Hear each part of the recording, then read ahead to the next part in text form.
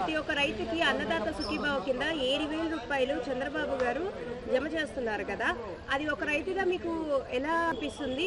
మనం దుక్కిలు దున్ని విత్తనాలు వేసి ఇప్పుడు వరి పండియాలంటే ఫస్ట్ 7,000 రూపాయలు ఆయన గారు వేస్తున్నారంటే మాకు రైతుకి ఎంతో సంతోషంగా ఉందమ్మా. లోగడ ఏ సీఎం కూడా చేయని పని మా చంద్రబాబు చేసినందుకు మేము ఎంతో కృతజ్ఞతలు చెప్తున్నాం. ఆయనకి ఎంతో రుణపడి ఉన్నామమ్మా. జగన్మోహన్ రెడ్డి గారు చేసిన పనులు, ఆయనకి 11 సీట్లు వచ్చినాయి అంటే ఆయన చేసిన అన్ని తప్పులమ్మా.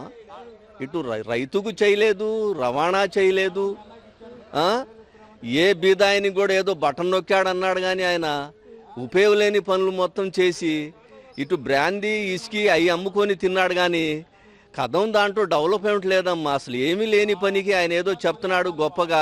ఆయన ఎంత చేపేందంటే ఇక్కడ గంజాయి పెంచాడు, ఈ ఉద్యోగాలు లేకుండా యువతని చెడగొట్టాడండి ఆంధ్రప్రదేశ్ని. ఇప్పుడు లాండ్ ఆర్డరు చంద్రబాబు గారు మీరు ఎలా చేయాలో అలా చేయండి అన్నారు కానీ లాండ్ ఆర్డర్ని చేతుల్లో చంద్రబాబు గారు తీసుకోలేదమ్మా.